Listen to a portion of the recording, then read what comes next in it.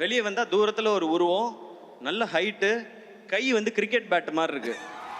ஆள் அப்படியே திரும்பினா அது வித்யுத் ஜாமால். அது அவர் வந்து ஹாய் அப்படின்னு கை கொடுத்தாரு. நம்ம வந்து வேஷ்டி சட்டை நெத்தியில் பட்டை போட்டுக்கிட்டு ஹாய் அப்படின்னு சொல்லி கையை கொடுத்தேன் நான்.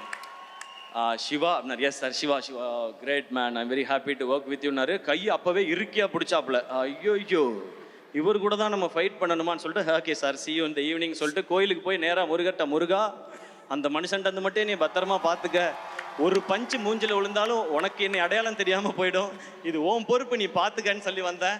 அப்புறம் அந்த ஃபைட்டு வந்துச்சு, கிளைமேக்ஸ் ஃபைட்டு. அப்போ நான் மனசுக்குள்ளே நினச்சிக்கிட்டதெல்லாம் ஒன்று தான், அடிக்கிறோமோ இல்லையோ தடுக்கிறோம். லோஜக் மோஜக் பஜக், இதுதான் நம்ம தாரக மந்திரம்னு சொல்லிட்டு அங்கே போனேன்.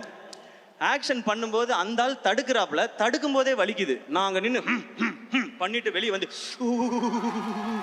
இந்த ஆள் உண்மையிலே அடிக்கிறான், இதை விடக்கூடாது அப்படின்னு சொல்லி இந்த ஃபைட்டை பயங்கரமாக பண்ணி. ஏன்னா அவர் ப்ரொஃபஷனல், அவர் பயங்கரமா you can do it man, come on man, you can do it. நீ கையை மட்டும் கொடுக்காத, நீ நசுக்கி விட்டுருவா, இந்த வேலையை வச்சுக்காது அப்படின்னு சொல்லி தான் நான் பண்ணேன். பட் ஃபைட்டை பயங்கரமாக பண்ணி ஆகணும். ஏன்னா ஸ்கிரிப்டோட ரொம்ப பீக் மூமெண்ட் அது, கிளைமேக்ஸ் பயங்கரமாக இருக்கணும்.